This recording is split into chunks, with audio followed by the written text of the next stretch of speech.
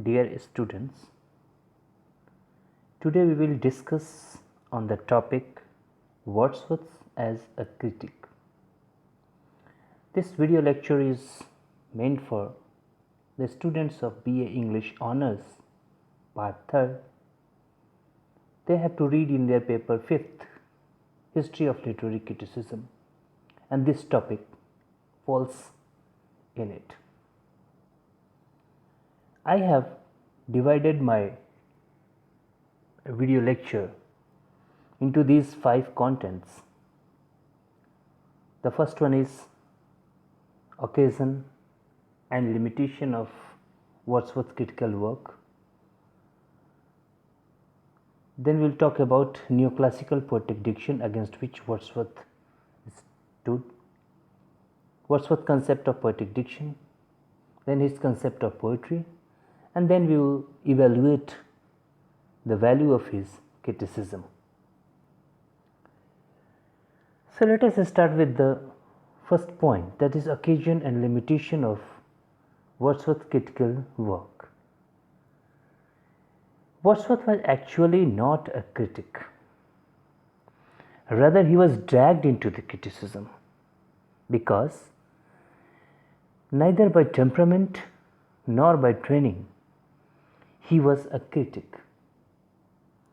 In fact, he was brought up in the beloved lap of nature, and that is why he is regarded as one of the best, one of the greatest nature poets, and not as a greatest critic. And the occasion of his being a critic was that his poems in the lyrical ballads were violently attacked by the neoclassical critics of the Edinburgh and the Quarterly Reviews. They mocked at the poems, the subject matters of the poem, the diction of the poem, and this was the occasion that Wordsworth was dragged into the field of criticism only in order to defend himself.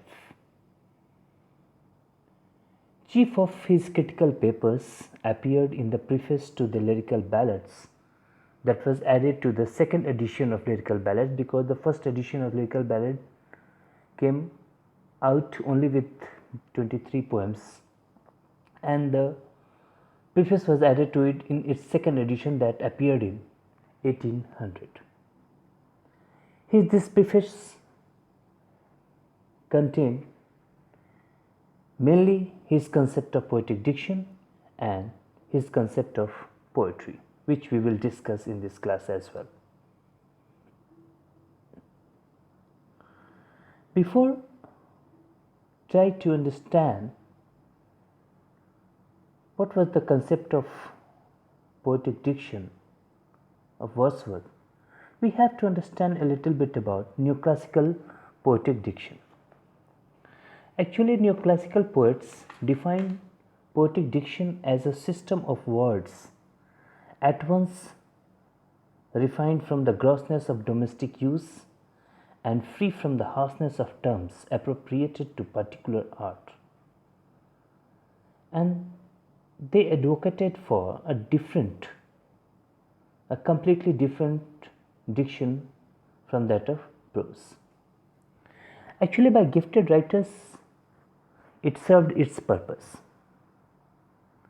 If we employ it judiciously, it serves its purpose well enough, but falling into the hands of mere versifiers, it soon degenerated into artifice.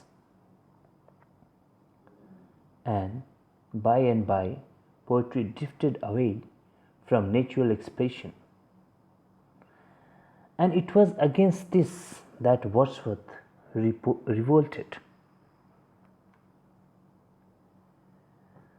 Now we will discuss in brief Wordsworth's concept of poetic diction.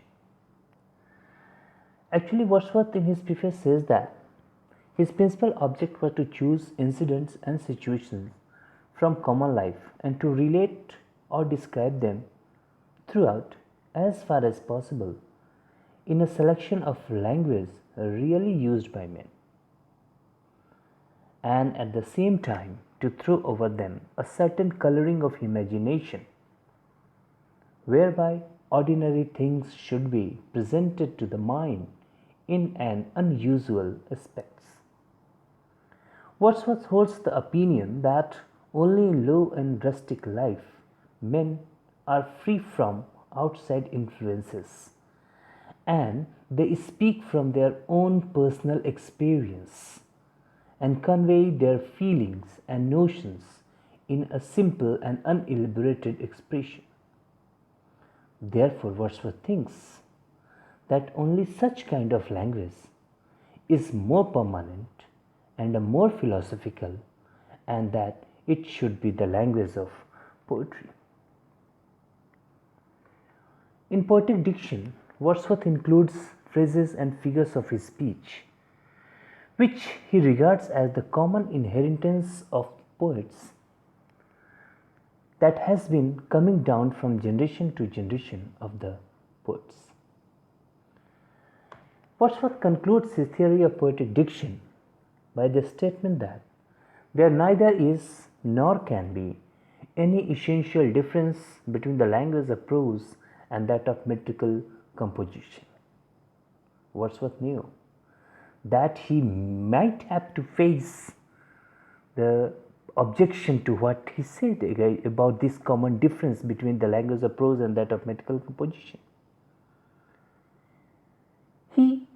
To this he says that he is only recommending a selection of the language really spoken by men, and that this selection, wherever it is made with true taste and feeling, will of itself form a distinction far greater than would at first be imagined, and will entirely separate the composition from the vulgarity and meanness of ordinary life. Actually, these are the points where the later critics found a chance to criticize Wordsworth's theory of poetic diction. Even his friend, who was very close to him, S.T. Coleridge, he criticizes Wordsworth's theory of diction by saying that yes, there is difference between the language of poetry and that of prose, and there is still another difference between the language of prose and that of daily conversation, to which we will discuss later. Now let us talk about Wordsworth's concept of poetry. Wordsworth defines poetry as the spontaneous overflow of powerful feelings. He modifies this statement in the preface, and he says that, to quote, "I have said that poetry is the spontaneous overflow of powerful feelings. It takes its origin from emotion recollected in tranquility. The emotion is contemplated till, by a species of reaction, the tranquility gradually disappears, and an emotion kindled to that which was before the subject of contemplation is gradually produced, and does itself actually exist in the mind. In this mood, successful composition generally begins, and in a mood similar to this it is carried on." To unquote. For a common reader, these two phrases, that is the spontaneous overflow of powerful feelings and emotion recollected in tranquility, prima facie may seem to be contradictory, as one comes suddenly while the other is deliberately recalled. But for Wordsworth, there is no difference between these two, and he tries to define one by the other. For him, they are just two stages that come one after another. His meaning seems to have been that poetry is the final product of the unforced overflow of powerful feelings. Wordsworth talks about three stages in the poetic process. The first is the spontaneous overflow of powerful feelings, the next their recollection in tranquility, and the last their expression in poetry. We have to believe it because when we go through his own great poems, we see that his own poems were composed in this way, like a moving sight. If, for the example, we can take the daffodils or the solitary reaper, this sight was seen during a walk. He stored it in his memory and recalled it in the moments of calm contemplation to be bodied forth into a poem. Here we have to mind it, and it's very noteworthy. By spontaneity, Wordsworth never meant a complete rejection of workmanship or alertness, as we see that his poems were composed with utmost care, particularly the greatest ones. Wordsworth also considers the function of poetry, and for him to promote relationship and love. This relationship and love between man and man, between man and nature, are very important. And this promotion of relationship and love, Wordsworth thinks, is the great function of poetry. He also talks about the democratic establishment when he says that a poet is a man is speaking to men. This concept is again against the neoclassical concept of and function of poetry, where the poets were not simple men who were speaking to men. They just only talk about the court life, the city life, etc.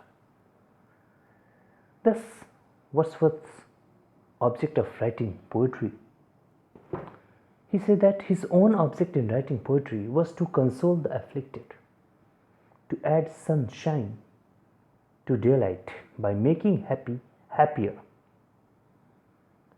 And from this, Wordsworth drew a conclusion that here he thinks himself, Wordsworth thinks him about just like being a teacher.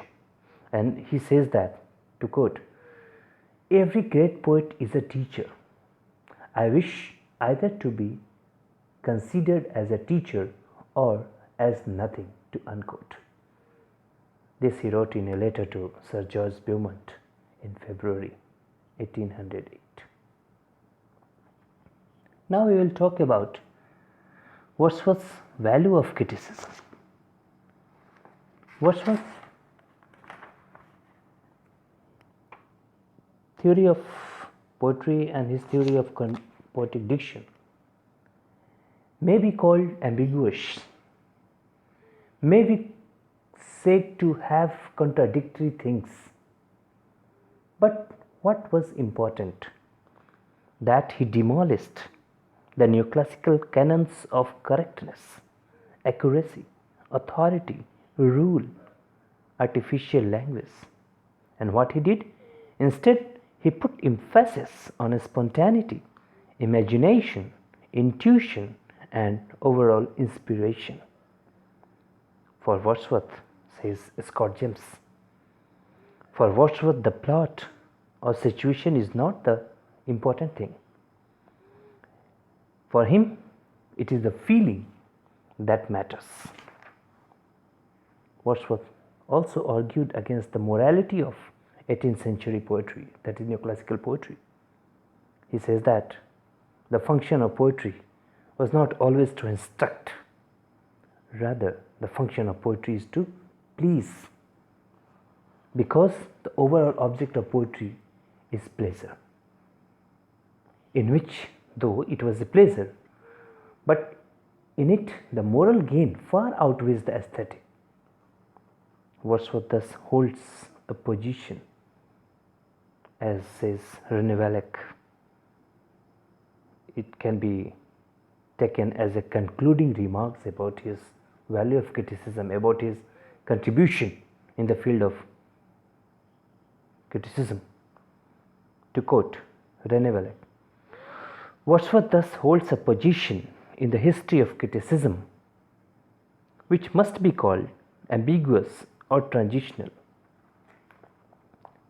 He inherited from the 18th century a view of poetry as passion and emotion, which he again modified by his description of the poetic process as recollection in tranquility. And finally he said that, to quote, though Wordsworth left only a small body of criticism, it is rich in survivals, suggestions, and personal insights, to unquote. Thank you.